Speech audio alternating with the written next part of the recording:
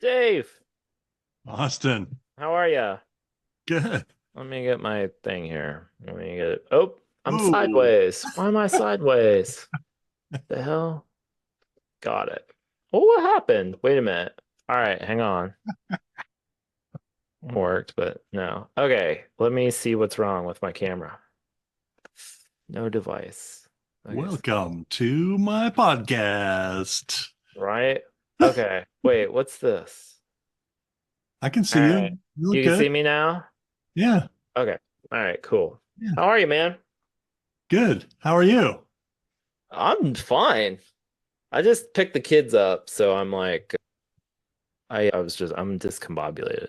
That's all. I did have some thoughts about what I wanted to talk to you about because I think you're one of the people that I know who has been uh, just done such a great job of creating the life you want to live, from literally taking the bus to the library and every day to Whatever this is, yeah.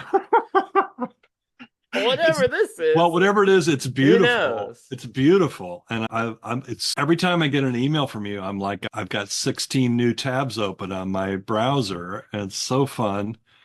And I just love to watch you. Yeah, be you.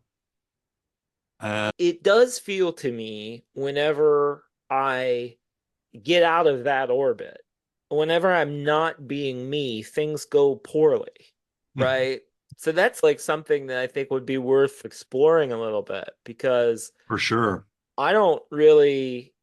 Yeah, it's just I find as someone who's interested in a lot of things like you are, I just find myself getting in and out of orbit. You just move in and out of orbit. And sometimes you're in the right zone and you're cooking, and then sometimes you've wandered a little bit. And figuring out what that is and how to get back. What are your return things? Because that for me is something that I'm really Said the librarian. yeah, returns. When are you gonna return your shit? No, it's like I do feel like it's returning constantly to like today. It's funny that we're talking today because I'm getting back into reading graphic stuff again, stuff with lots of pictures for because I always stray from that in my reading. And whenever I get too far out of stuff, I'm like, let me pick up a really good comic book or something like that, or a really good design book, or just something with a lot of images or that's been laid out well. So I read Alison Bechdel's.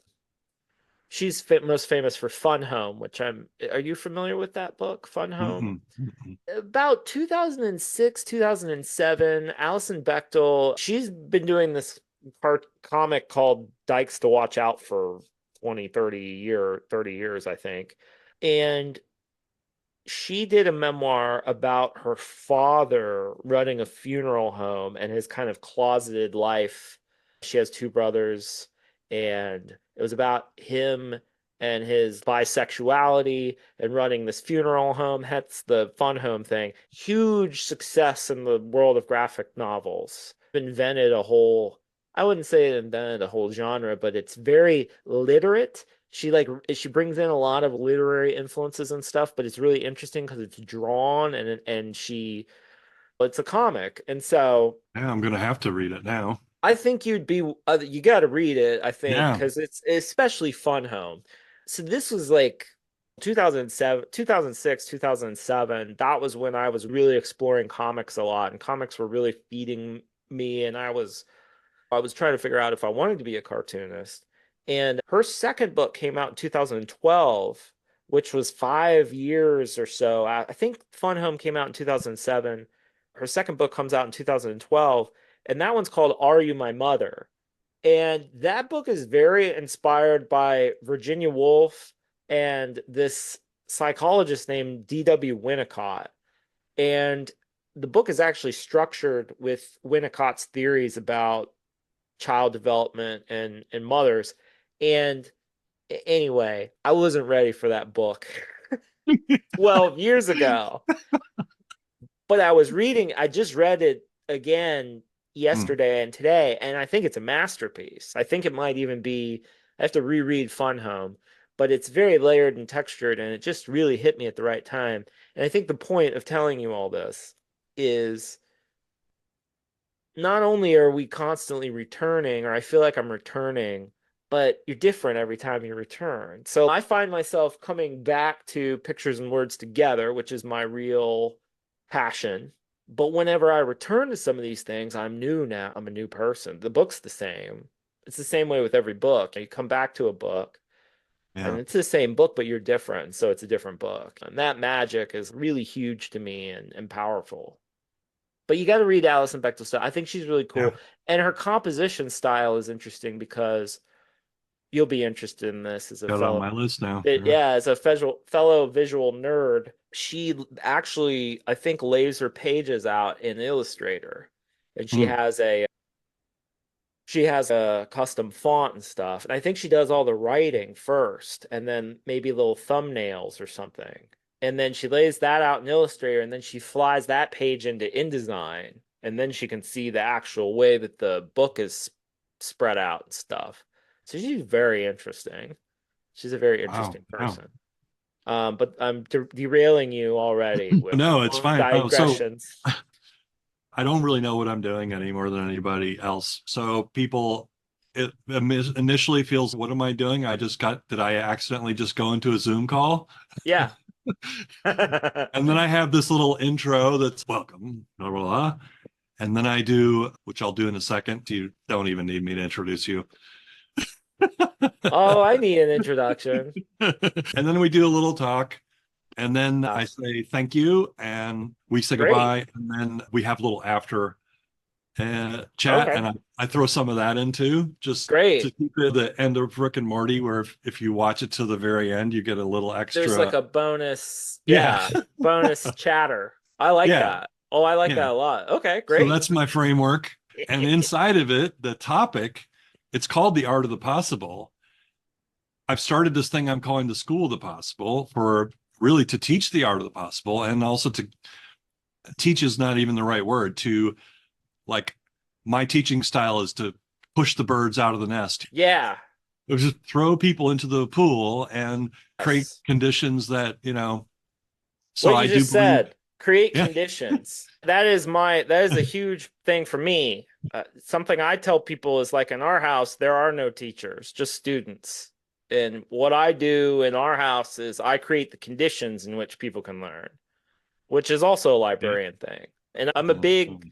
that's a big like point of mine is I think that a lot of parents really get hung up on having to be teachers in the sense of we're thinking about like a classroom and someone in Yeah. front of a bunch of people who are passively receiving it. And for me, it's no, I'm more like a librarian. I just cultivate a place and I am a resource and or a DJ or on the studio or something. I'm like Yeah. creating this environment in which these people can learn things, including myself. And so I love the way that you're talking about that. It's more of a push people out of the nest, create conditions. I think anyone who's a great teacher itches against that. So before we start, though, you've seen the Kenneth Koch book called The Art of the Possible. Have you seen Uh, that? I'm reading a book called The Art of Possibility, but I don't think I've seen that one. That sounds different. Okay. And It's very rare. It's weird. It's Kenneth Koch. Just 1 second. yeah, Because I think it's right here. I'll find it. I'm going to send it to you. I'll send you the link. yeah, yeah, Because it's a weird book. It's really interesting. It's like something that he was a poet, but he drew these comics without pictures. oh, I can, So it's fun. I haven't looked at it in yeah. years, but it was a big influence on me when I Okay. was Well, you're getting too interesting too quickly. sorry. All right. Hi, I'm Dave Gray, founder of the School of the Possible, where we're exploring a new approach to learning.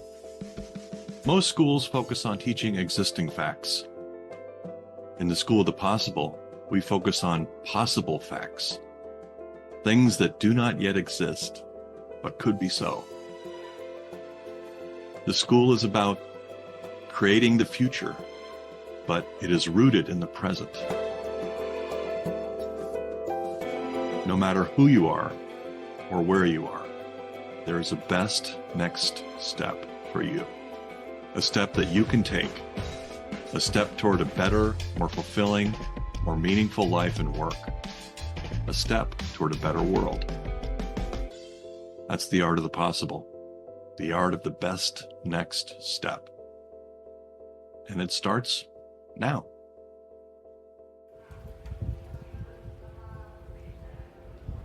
Welcome to the Art of the Possible. I am your host, Dave Gray, and I'm very pleased to introduce my friend, Austin Kleon, a writer who draws, a drawer who writes, and very cool guy who I would consider a possibilitarian. Welcome, Austin. Hi, Dave. It's nice to see you. Nice to see you I too. would include old friend in that. Old, Old yeah. friend. We've been friends for quite a while. So Yeah. it's very good to see you. Likewise. Oh, very good to see you too. And we were just talking about this. So one of the things that I wanted to hit, and I'll just get right to it, is I think of you as an artist, not just a writer who draws, but as an artist who's creating your life. As And we all are. Yeah. as we Yeah. all are, Yeah. yeah. And I feel like you've just done a tremendously wonderful job of creating the life that you want for yourself. And I get a peek into it. You have this email newsletter that I subscribe to that I think I Yeah. get twice a week or pretty often anyway. Yeah. But I actually feel like I'm living your life somewhat vicariously just by subscribing to that. And what I said earlier is still true. It's like whenever I get it, I suddenly open 10 different tabs on my browser and have to go back to it later. How And I know there's so many things you've already written about on this, but idea gardening is one of the things I Yeah. had tagged to mention to you, or just start typing.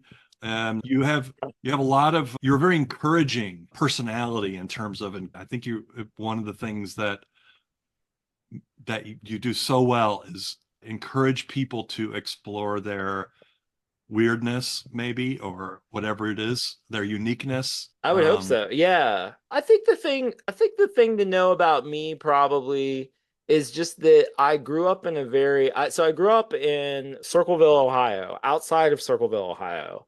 And so I grew up in the middle of a cornfield, literally. My parents had like a little acre of land on a country road and like a little ranch house, and there were like a few neighbors around, but very, very Midwest rural existence. And when I was growing up, I really didn't know what an artist was. I just knew that I loved to sing and play piano and make and draw and read. And I knew that there was this world out there that cared about the same things that I did. I just didn't really know how to interface with it. So I think that everything that I do is just me being open about me trying to figure out what does an artist do? What does a creative person do? And it occurred to me very early on that when it was really the internet, we got dial-up internet when I was in high school, and it came with this little bit of web space.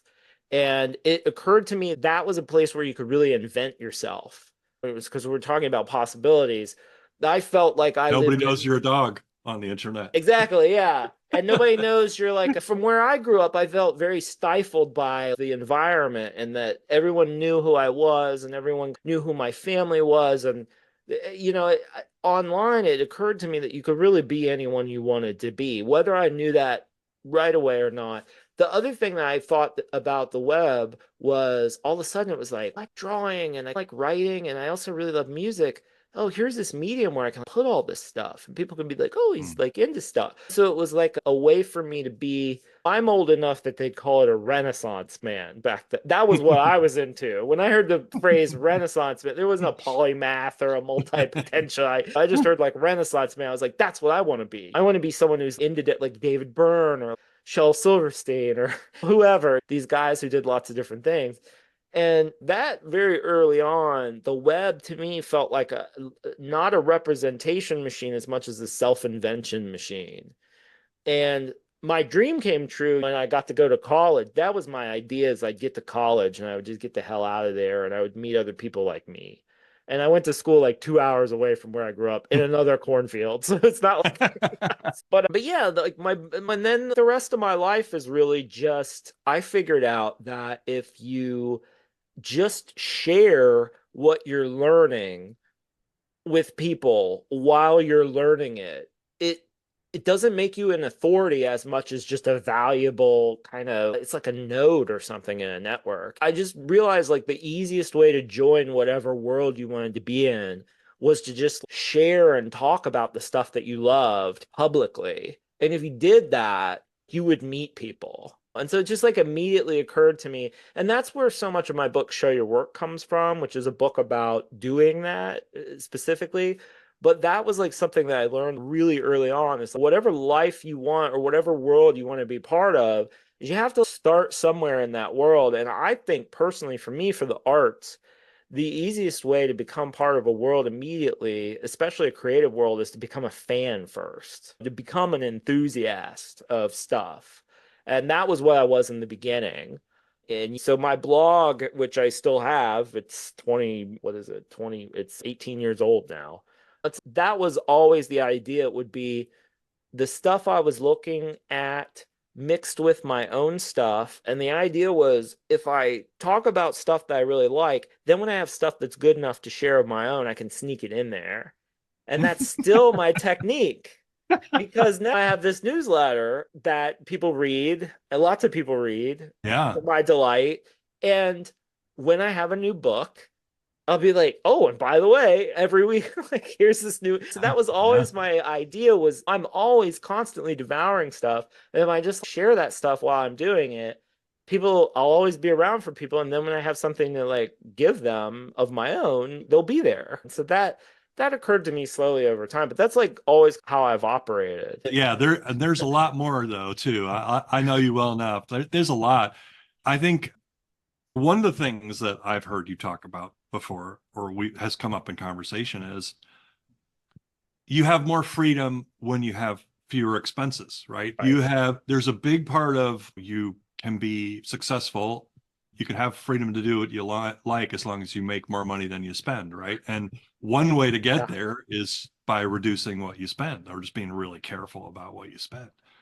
Yeah, and this is something that again comes from my kind of my parents were both solidly middle class. Like they were my mom was a high school principal and my dad was actually a professor at Ohio State, but he ran like the county fair. He was a 4-H agent. Hmm. So I came from I he's extremely tight with money and always was and really beat that into me early on that you live below your means. That was just something I took from him very early on that he just for whatever reason drilled that into me and then I got really lucky enough to marry someone who was cheaper than I am. So I guess the way to put it is my wife and I were both raised with by people who were middle class but had blue collar money values. Very, I don't even know if I would say it was blue, but money was tight and you live below your means. You drive old cars so you can have the freedom to do what you want to do.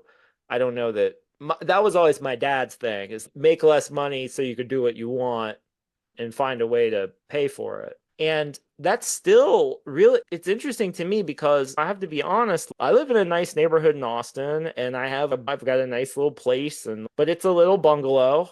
It's small, but I have my beautiful studio back here that we built. We bought a little Yeah, house on a big lot so we could put my studio in. And I've always wanted a swimming pool, especially in Austin. So yeah, I have my little like pool house studio here yeah, and we've still been tremendously lucky and we've made decent money, but it's that okay, if you want to live in the walkable neighborhood that you love and you also want enough space to have a studio and stuff, okay, we gotta get the smaller house and bunk the kid. My kids have they bunk together and mm, live. So that has always been like that was just something that really my hero.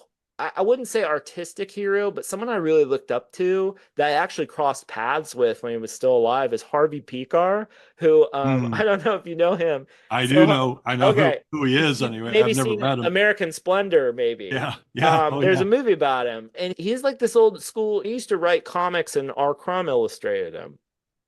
He was a guy that lived in Cleveland, down the street from me when I lived in Cleveland. Oh, And, wow. and he was famous for keeping his job at the VA hospital where he was a file clerk. And even at the height of his popularity, he kept this job at the VA and kept doing his comics the whole time so he could retire with like benefits and stuff. And so when I first started out, now you got to remember this is 18 years ago or something. It's different now, but for me it was like, let me get this like state job that's like real easy and you just show up and the part is being there from 9 to 5. Let me do that. And then on my lunch breaks and on the bus to and from work, I'll work and then I'll work at night and I'll just have this kind of, I'll do whatever I want. I won't have to worry about doing anything that I think is going to be saleable or marketable because I've got this job to pay for it, you know. So that was just like how I started out. Take us back there, Austin. So I think maybe let's say people who are listening to us right now might Yeah. be in that spot. Okay, I have my job that I am not crazy about it. I have a desire to have a life out to move beyond being dependent on this job. Can you take us back to those days when you worked in the library and how like how you're Yeah. framing your creative life and how that did or didn't create Yeah. possibilities for you? I just always tried to be multiple personality with it. Like all the people I looked up to was people like Harvey Pekar, or I really looked up to poets when I was coming up. And these people were all like, they all had day jobs. Like Philip Larkin worked in a library. Wallace Stevens, even at the height of post popularity, he was like he worked in an insurance company. Kafka, same thing. Just a lot of these writers, even if things go well, you still, and really the more I drilled into it, I realized for the kind of stuff I wanted to do, even a writer, like the best writer, where's their primary income source? It's like they like teach at NYU or something. You know what Right. I mean? There Yeah. was always like some kind of job that paid the bills. So for me, it was just like I think the thing that I tried to do, I tried to find jobs that would teach me what I wanted to know for my own stuff. So I was like, that was the one thing I was very methodical about is I picked jobs as I went to try to get the skills that I wanted for my own stuff. When I first got out of college, I got really lucky and got this job in a library. And I did that for 2 years, and that could have been a career actually in another life if we had stayed in Cleveland because I was offered full-time work and I could have gone to library school and been a librarian. And that would have been a whole different life. But I loved that job. I was not very good at it because I'm way too extroverted and ADD. I don't know for that kind of particular work, but it taught me so much being a librarian, and I rely on so many of those skills even now. And in a sense, I do. If you think about some of the things I do, they're very librarian adjacent. And but when I was in the library, I was teaching senior citizens how to use computers, and I just thought, gosh, websites are terrible. I was like, I could design a better website than this. Maybe I should, and I have a website. Maybe that's what I ought to learn next. And so when we moved to Austin, because my wife got into grad school, that's the other thing that happened to me. I didn't go back to grad school, which was something that a teacher of mine really said, if you want to be a writer, he's like, why don't you just get a job and write and see if it sticks? Because grad school is one thing, but getting out in the world and seeing if you can still write is another. And for better or worse, that turned out to be that was a big thing for me. I just never went back. And so my wife and I got into an amazing, sorry, I'm like jumping around a bunch, but That's fine. That's so my wife and I both got into Carnegie Mellon in Pittsburgh, and we were really thinking about going there, and the old live below your means thing popped up where it was like, oh wait, if we get out of school here, we're going to be like $200,000 in debt. Let's go to Texas where Megan's gotten a full ride, and let's go there instead. So when I got to interesting. Texas, I got a job as a web designer, which was what I wanted to learn at Carnegie Mellon anyway. I got into this really interesting program at Carnegie Mellon where they take writers and teach them design stuff, and then they take designers and teach them writing. It's like this Oh, that's information cool. design program. I don't know if it's still around, but it was really cool at the time. It's probably all gotten gobbled up by interaction design now, I would guess, but I don't know if it still exists. But it was the only program I ever applied to other than the Missioner Center here in Austin that they rejected me. But that was the only thing I wanted to do because it was the only thing where you could do pictures and words together that I knew of that looked cool to me.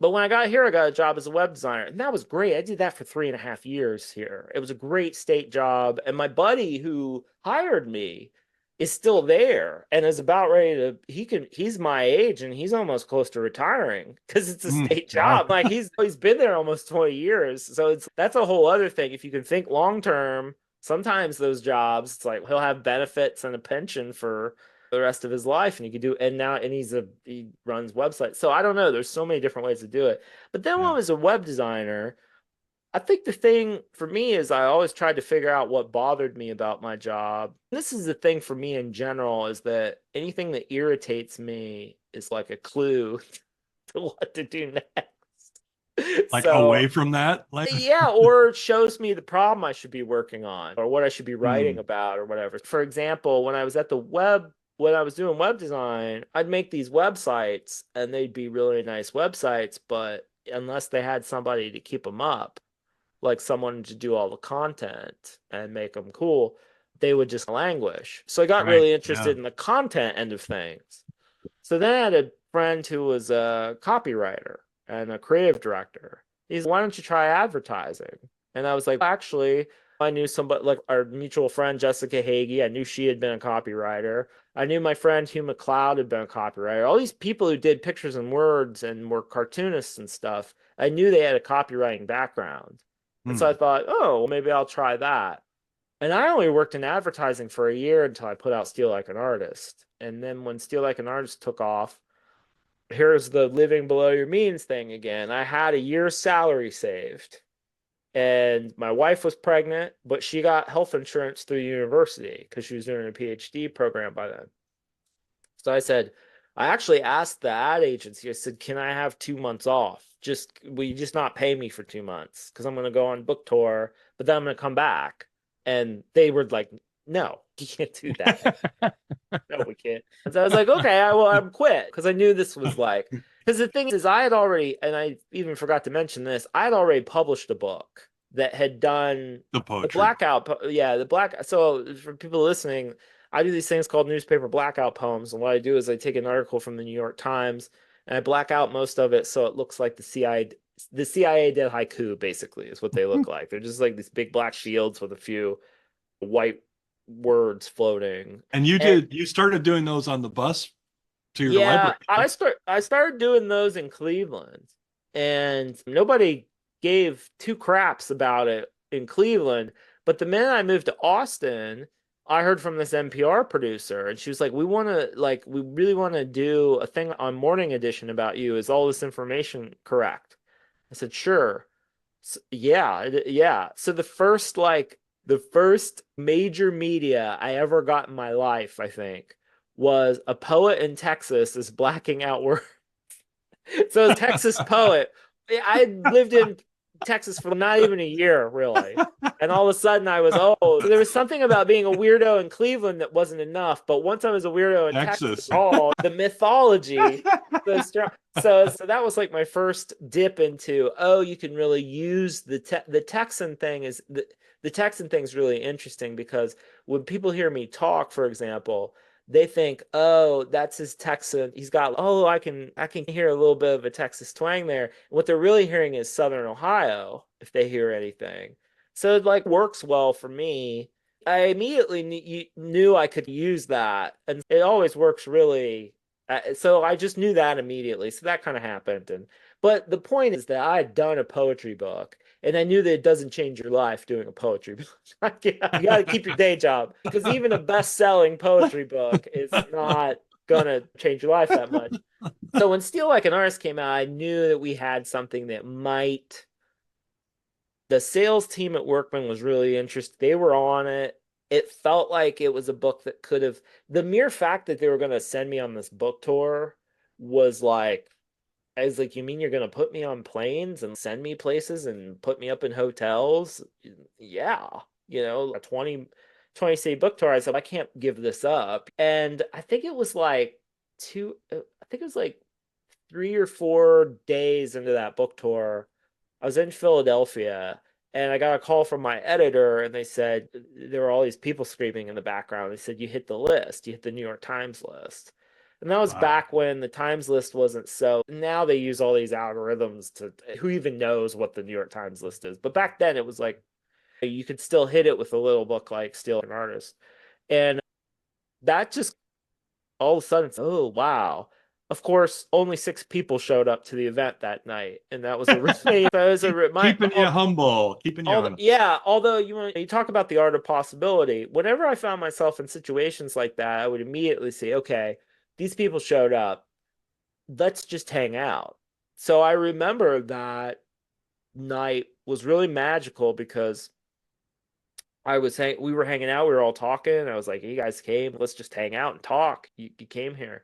And I said, "What should I do? I have a little bit of time in the morning. What should I see?" I was thinking about seeing this Zoe Strauss show at the Philadelphia Art Museum. And this lady, her name's Dina Gearson, she put her hand over her heart. She said, "I have been a docent at the Philadelphia Art Museum Mhm. for 15, 20 years or something. I would be honored to take you around tomorrow." And so Dina took me around the next morning and I got to see like the Duchamp room and the Oh, wow. Twombly's and stuff. I'd never been there. And so it's just like that whole book tour was like that. The whole Steal Like an Artist book tour was just me getting to see places in America I'd never seen before and just meeting like all these people that I knew online that I'd never met. And it was just this magical, really awesome time for me. And then when I got back from book tour, I think Megan was probably like 3 or 4 months pregnant. And so then my life, so like the books Steal Like an Artist took off, and then we had our first kid, and then everything just spiraled out from that. And I've just never really had a real job since that. I've just been able And to. that's a great segue into question for you. There's a mix of kind of purposeful intentionality and being open to the rough and tumble, what comes your way kind of Exactly. thing. And Very yeah, it's very ambivalent. It's very much that kind of having an idea of what you want, but also being hugely open to any luck that comes your way and clamping down on that or trying to harness that and not blow the luck of that. if I were to ask you, okay, thinking about your life, right, and Yeah. your creative habits or just your habits, Mhm. what would you say are the habits that uh, or was there one habit that you feel has generated more possibility for you, more opportunity than anything else? Or is there a way that you go about living your life or a method or an approach, something that you feel has been tremendously useful in generating possibilities? Oh, the blank page. The Blank blank page. page, showing up every day to that blank page and putting something there that wasn't there at a very basic level. Showing up every day to that blank page and just putting something on there. And when I say blank page, a blank page could be just it could be that page of newsprint. And because I see the newsprint page as a blank page, Hmm. that's a canvas for me to work on to Yeah, fill in my yeah. own stuff. It could be that, it could be a page in my journal, a sketchbook, it could be a blog post, it could be that box. But filling boxes, you might not even say the blank page, but filling boxes to me, that was the possibility machine. Because if you show up every day and you fill the box with something, you're going to get just all this stuff. And I think, something small every day and then sharing those good bits over time, that was everything to me. That changed everything in my life is having that constant everyday habit of trying to get something and then having that semi daily or I don't know, daily ish habit of sharing. Those two, Hmm. that making and sharing habit for me, that's all it's ever been. And that's all it still is, really, is I'm trying really hard to write this book called Hide and Seek right now, which is inspired by the kids. And to me, it's that hide and seek of hiding long enough to try to seek and bring something out in yourself and then putting it out, but having that time to that hide and seek game with the world where you're looking for stuff, but then you're taking it back and you're like working on it and then you're putting it back out. That constant game of that is really the pattern that I have that's made everything work, I think. That's one thing. The other thing is, did you meet Chris Glass ever? Did you, when we were hanging out, did you ever I meet don't, him? I don't know. I don't think Chris so.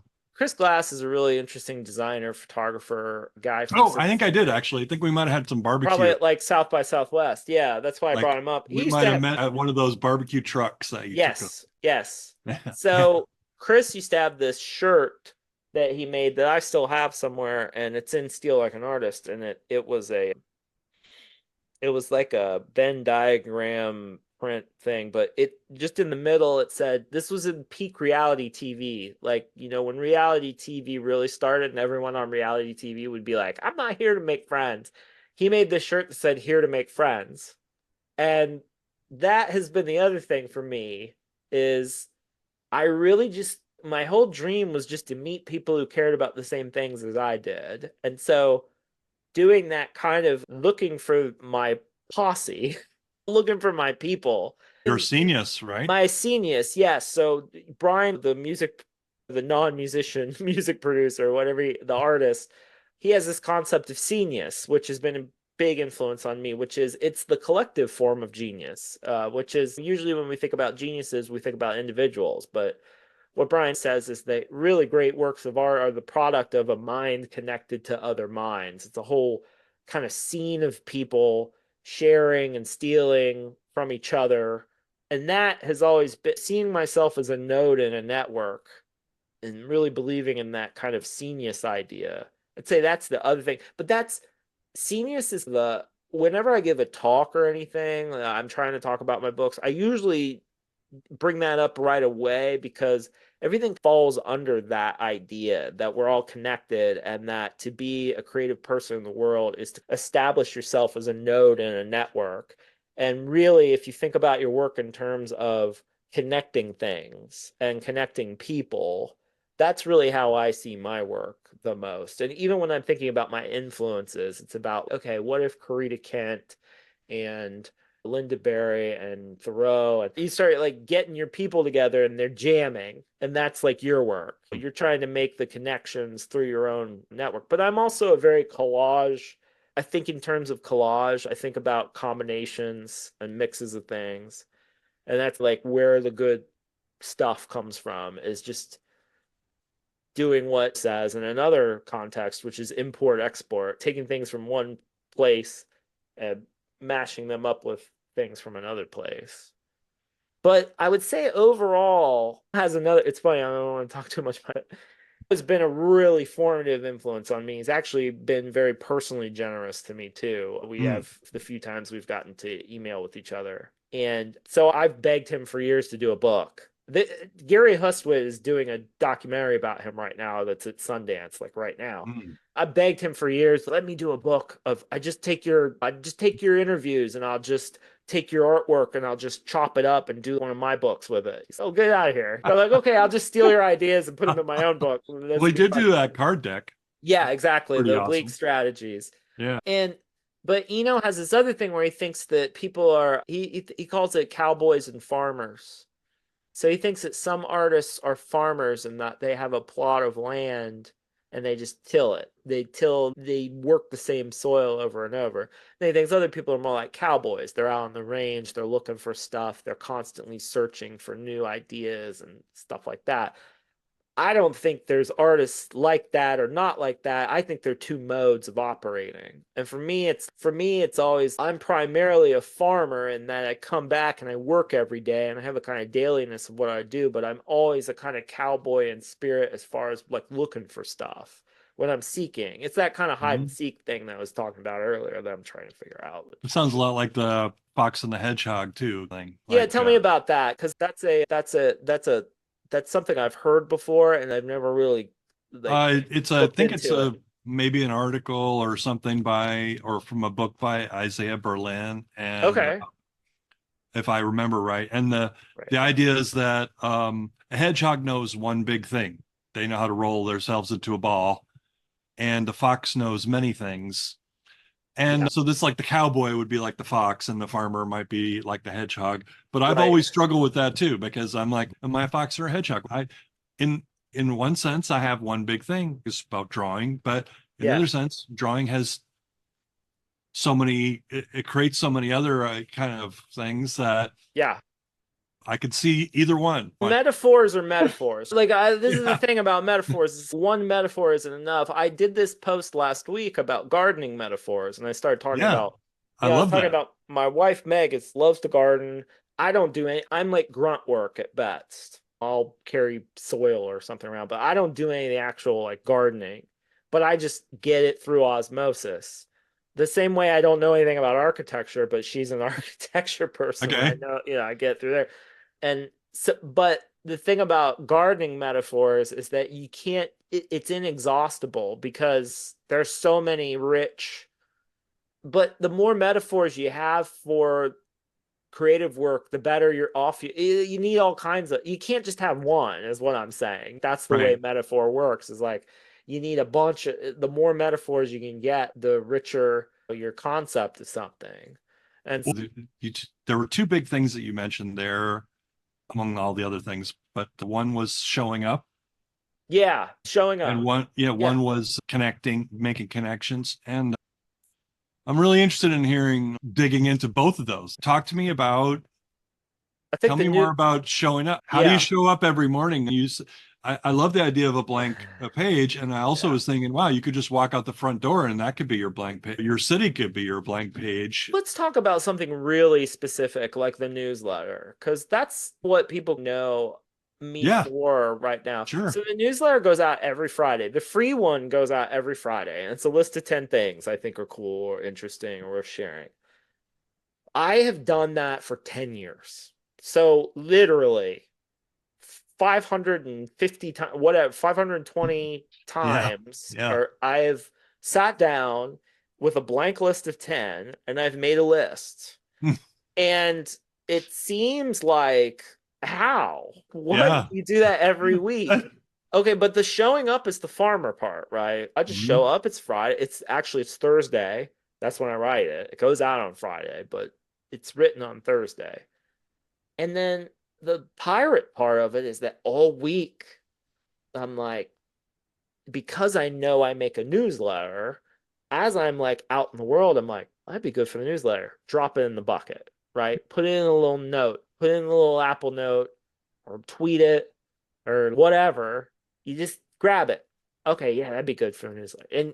And then when you show up on Thursday, I have a system now where I don't even really have to think too hard. It's all right here. All I have to do is edit. It's like your grocery list. It's automatic. You Yeah. automatically create a grocery list when you run out of stuff. It's funny that you mentioned grocery lists because I was just talking to my friends about Apple Notes, and I was saying, "Oh, Apple Notes changed my life as a writer because it's all built into iOS. Everything I use, I have an iPhone, I have a Mac, all that crap, and Notes just works. So like it is. It's like, oh, there's the grocery list, and then there's the newsletter list. But that's that great.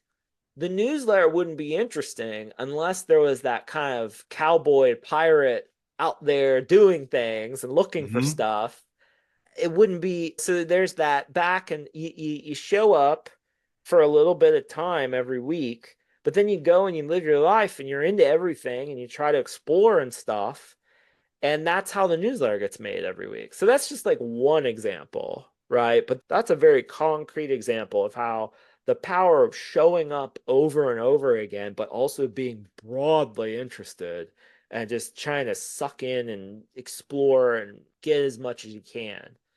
But I am extremely lazy. People, there's like a new thing in life where you're not supposed to talk about laziness, like laziness doesn't exist, and you're supposed to, oh, that's capitalism, that's whatever. I am deeply lazy. Like I fight for laziness. Like I love to do nothing. Like I love laying around. I love watching TV. Like I love laying in bed. Like I'm a lazy person, so I need discipline.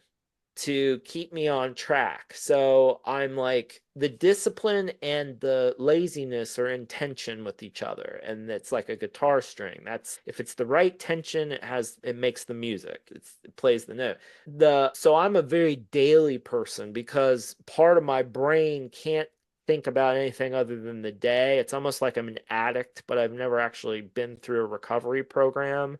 I just am one day at a time. That's just the way I like to think. So I do these things every day. I go for a walk every day with my wife, just no matter what. Even when it's cold and stormy, we go out every day for a walk, 2 to 3 miles. Not negotiable unless I have COVID or something. And that's like a spiritual and creative practice for me. And then I write my diary every day, like an old fashioned notebook. Now it looks like an illuminated manuscript or something because I'm like scribbling and drawing and doing all kinds of stuff in there. But I show up to that every day. And then I try every day. Those are the two things. They're very Thoreauvian. Like I'm a Mhm. big Henry David Thoreau junkie. I'm one of those guys. And I that's what he did. He walked all the time and he wrote all the time. For me, that is the most important thing in life is to go out and walk or bike and to write every day and try to draw a little bit too. If I do those two things, usually my life is pretty rich. I would throw in there reading because reading is really something that feeds me. And like I have to be like right now, I've got these great books I'm reading, and I tweeted today, I was like, it makes me uncomfortable how having a good book to read makes my life better. Like it really, the quality of my life is determined on whether I have something good to read almost. If I have a good couple of books going, I'm so happy. But if I'm reading stuff that I don't want to read or I'm not Yeah, or yeah. something, it's like life is terrible. That's beautiful. That could be one of Really your weird. books. That could be one of your books, Austin. Oh, Walk I a lot, like that. read a lot, write a lot. Read a lot. Yeah, I like that. I like That's like that. totally Yeah, sounds like sure. one of your books. I One of your always need, yeah, I always need a good idea for a book, but because it takes me so damn long to do them. But yeah, so dailiness is like really important to me. And I should mention that I do come from farm stock. My mom was a farm girl. My dad is more like, those are Romanians, so they're more like gypsies. So they're the more like cowboy. My mom literally grew up on a farm, and my dad was a rodeo rider when he was a oh kid. wow.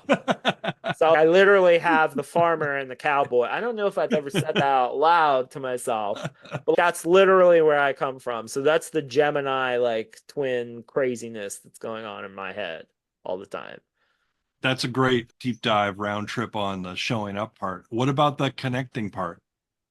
Oh yeah, the connecting part is just about curiosity and kindness, I think, a little bit. Like I don't want to toss But those also words. Everybody publishing, right? Show your publishing work. for sure. Yeah. Okay. So there's a couple of things, right? There's the curiosity, which is like I want to know where this comes from. We're living in this very decontextualized culture, right? Where your average a 19-year-old or something might see a meme. Even my kids, they know things from memes. They don't know where it came from. For me, what's really important is to get a whiff of something and then understand where it came from to contextualize. Like a librarian, like a good librarian, I'm always trying to contextualize things. If someone like it's real someone if someone posts like a stupid inspirational quote on Twitter or something or Facebook that I love, I'm not a person that retweets it right away. I'm someone that says, "Where's that from?" And I full text search it and I find the book it's from and I look at the context. I find first of all I find out if it's real or not. And then I'm like, what books is that? Oh, great. Yeah, I should read that. So that's like my mind. I'm immediately like, I want to know where things come from and I want to know what's the rich background of it. And then when I find that out, that's the publish, right? And that's the like sharing part. And then people notice that stuff. And So you're then, constantly creating part. It's a sounds like, and this resonates for me, is that a byproduct of what you do naturally becomes a publishable. yes. For me, drawing is thinking. So for me, I when I create a drawing, I'm also creating a path for someone else to follow that same learning process that I took when I drew the picture. Yeah, and path is a great word because drawing is like taking a walk, right? You're taking a walk with a line. So Yeah. it's, And it's like yes, they're also like, pathways. there's a little extra work though, isn't there? That's One why thing I to, hate AI. Is because nobody wants to do the work now. They want the product, yeah. but not the process. The process is the whole damn thing. That's That's where the I was whole. going is it feels it's one thing to take a machete and walk through the forest by yourself. It's a little bit more work to make that a path that someone else can follow, Maybe but not put a a lot, not sign up necessarily or a lot something. more work, but it's a Yeah. habit, isn't it? It's a good habit. It's definitely a habit. It's Um, also takes a certain kind of deficient. I think I've started to think of myself as, because we have so much neurodiversity in our house.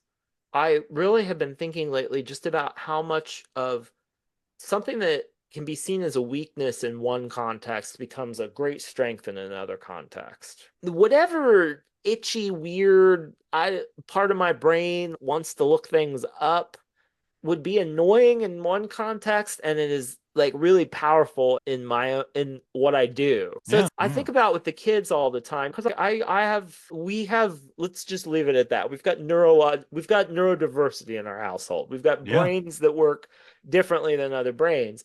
And I'm always asking myself, with my kids in particular, okay, this is a problem in a normal American public school classroom. But you put this kind of brain in this other situation, and you're gonna invent something beautiful and amazing. And so it's Yeah. like finding, and you do that throughout your life with yourself. Hopefully, you get lucky and you're born to people who know what to do with you.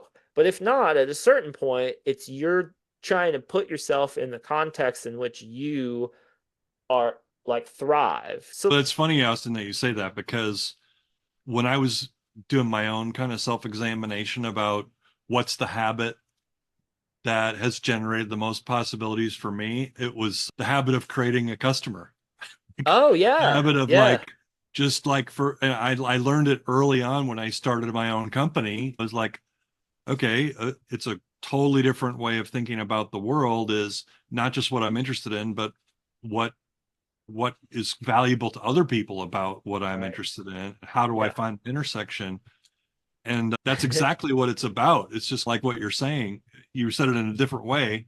Now I already forgot how you said it, but I have a little Venn diagram by my yeah. desk that I Exactly. keep next to my work table because, and for That is anyone who totally can't it. see it, I'll Yeah. just read it to you. The work is what's interesting to me and what's helpful to others.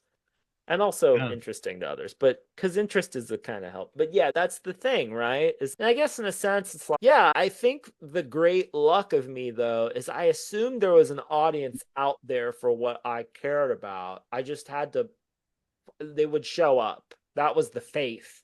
There was no market research. There was no, it was just a lot of trial and error and just putting myself out It was, let me give you a little bit more credit because there. yes, you have to have that faith to start to put a stake in the ground. I've had personal experience with this. You put out a lot of stuff that nobody picks up. Yes. And I have artists who are friends who have spent their whole life putting out shit, that Right. stuff that Yeah. nobody's picking up, that nobody, not resonating with anybody, but Yeah. like Van Gogh for his whole life. Right. Right. Nobody bought a painting Yeah. and he killed himself.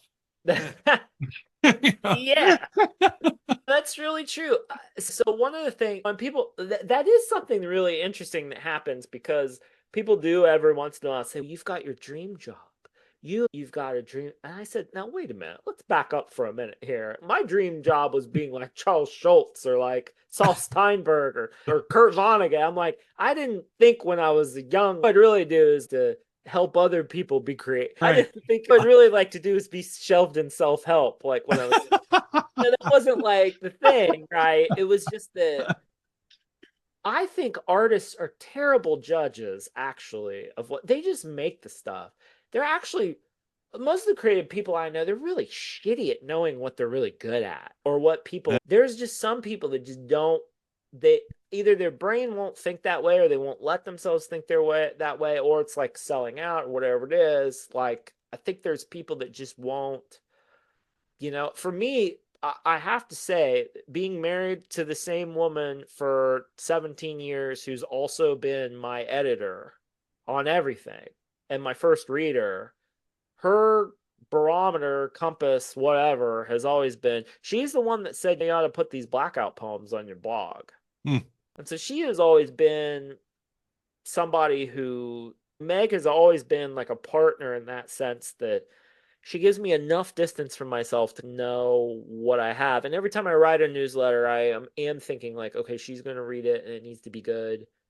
That kind Yeah, of it's interesting. I was just talking about Van Gogh, and that as you think about Van Gogh, is okay, and that is the kind of the mythology of the creative artist, right? That you're never right. appreciated in your lifetime, but once you're But he dead, had you're his brother, forever. He had his you know. brother. You could be. I think that there's a lot of people who are not creating masterpieces, and Yeah. just because nobody appreciates you while you're alive does not mean you're Van Gogh. No, Like, in right? fact, it Yeah. could be a signal. It could be a Yeah. signal that what you're doing is just not that good or not that Well, interesting. and again, context is really interesting because I've watched people who I thought had this natural cool thing.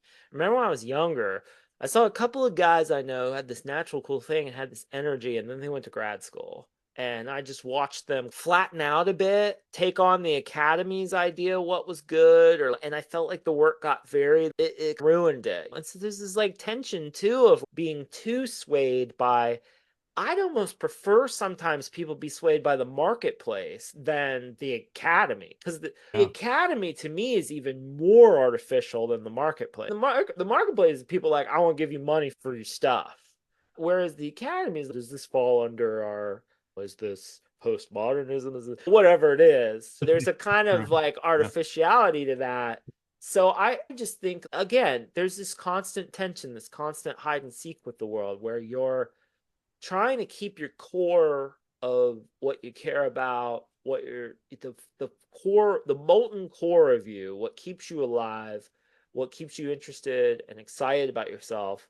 There's that inner reality, and then there's outer reality, right? And it's just finding that place where you can, where is the possibility space there? I'm trying to use your language. You mentioned earlier before we got on about orbit and revolution, Yes. um, or this kind of cyclical rhythm, maybe, or seasonality, or I don't know what the word would be, but there's. Yeah.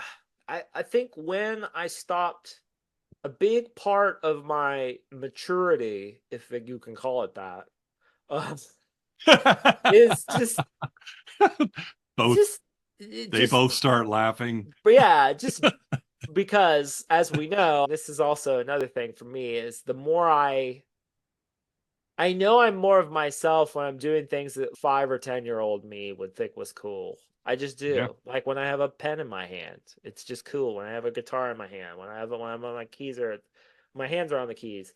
The orbits and revolution thing really, that was a great maturing thing for me, is to understand how cyclical life is and how life is really more of a spiral than a straight line. I think that really bums people out. I think you get this, you get sold this thing that your life's going to be a timeline and that it's going to just go like this.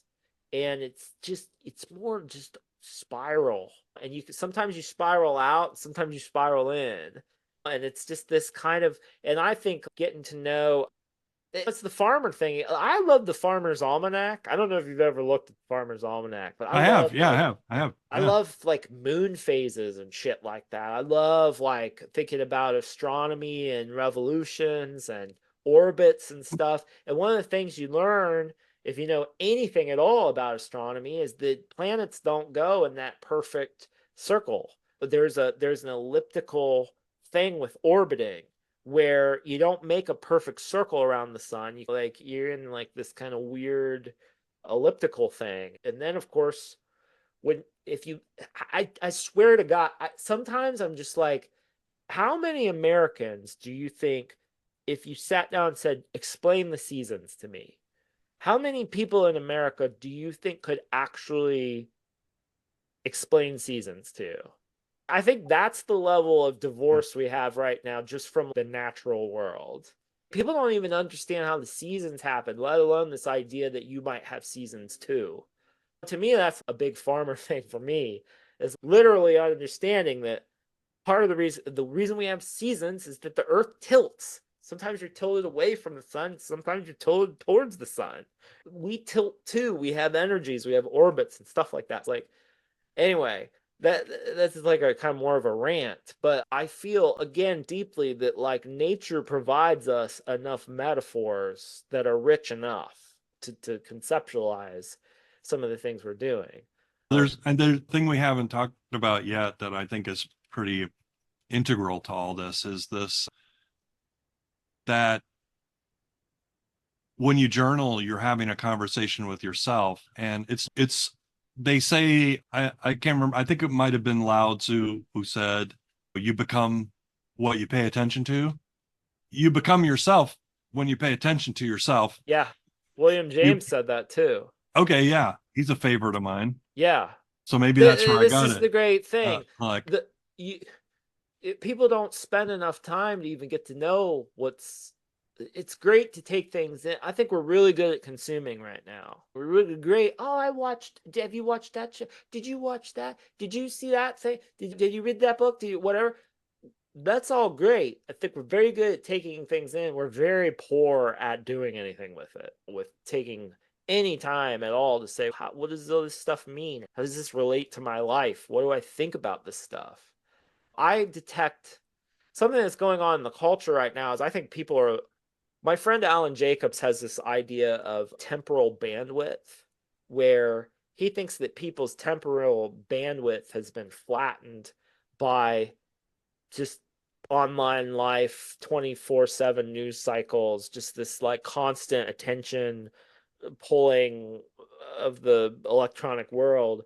And he thinks that one way to cultivate what he calls temporal bandwidth is to spend time in the past, to read old books, to expand your idea of time and space, really.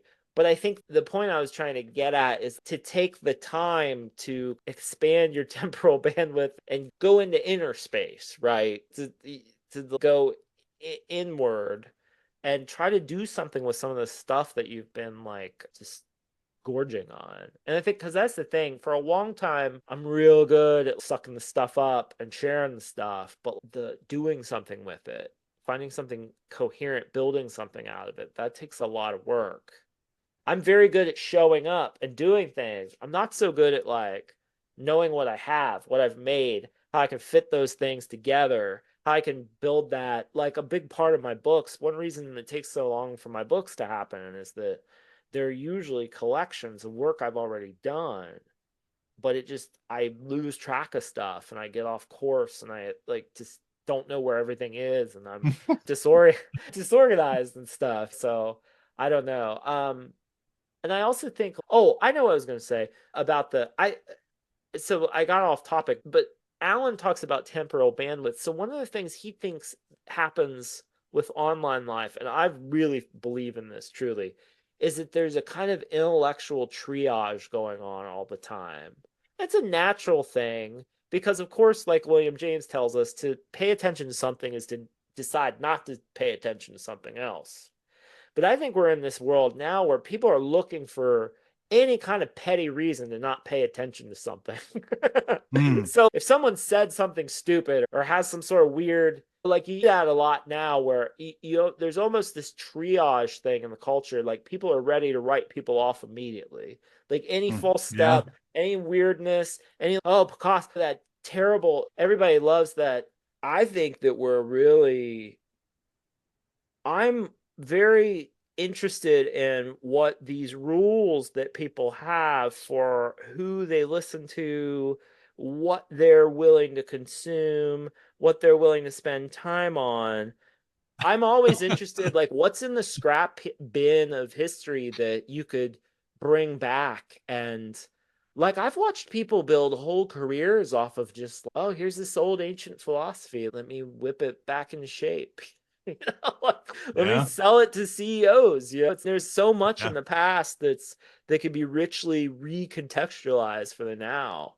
But I think that's something for me that's like really I read about this tribe in the Andes one time, and supposedly they talk about time differently than anyone else.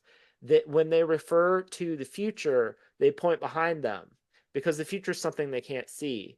And when they talk about the past, they point to in front of them because the past you can see it, it's happened. Oh, And I wow. always like thinking that way. I Hmm. always like as a just a kind of as a reconfiguration, just as a visual, just as a visualization exercise, because we're such visual guys. I like to think about that. Okay, the past is in front of me, the future is behind me. Is the future coming up on a conveyor belt? Or is the future the periphery? What's the present? And just thinking that way, to me, reconfigures this whole it's the one of those little thinking tricks that I like to use. I usually assume that whatever problem I'm dealing with, there might have been someone who had that problem in the past, and it might have just been the recent past. And so I go looking for it. And then if I can't find that, whatever you can't find, you have to invent. And that's where your work happens, right? Whatever you can't find, then the book you can't find on the shelf, that's the one you've got to write. Well, okay, that's a great. Maybe we end there. Yeah, no, I want to say thank you, Austin. It's been awesome This talking has to been you. I really fun. It's nice to really see you. appreciate your time. I know I could keep talking to you for hours because it's been a while since we've had one of these. Yeah. We'll have to do that sometime soon, but thank you so much. Thank you, Dave. And thank you for your work. You've been very inspiring to me over the years. You're one of my people. Thanks. Thank you. Thank you for joining us on The Art of the Possible. To learn more and discover your best next step, come visit us at schoolofthepossible.com. See you next time. I still Feel like think you, about Marx and Meaning a lot, oh yeah? actually. Yeah. I think about Uh, all your books, like all that. I just that idea of, and I think one of the things that's really interesting to me that I think I really learned from you is just the drawing is thinking thing. That if you can draw, and even if you can't draw, you have access to this other way of processing that's just like so much more powerful than language, even. have a great evening. It's good to see you. Yeah, Really man, it's great to see great. you. I hope to get Yeah, out to Portland at some point. I just haven't been out to the West Coast for a while. All right, cool. good to see you. All right, buddy. See Take ya. care. All Bye. right, bye.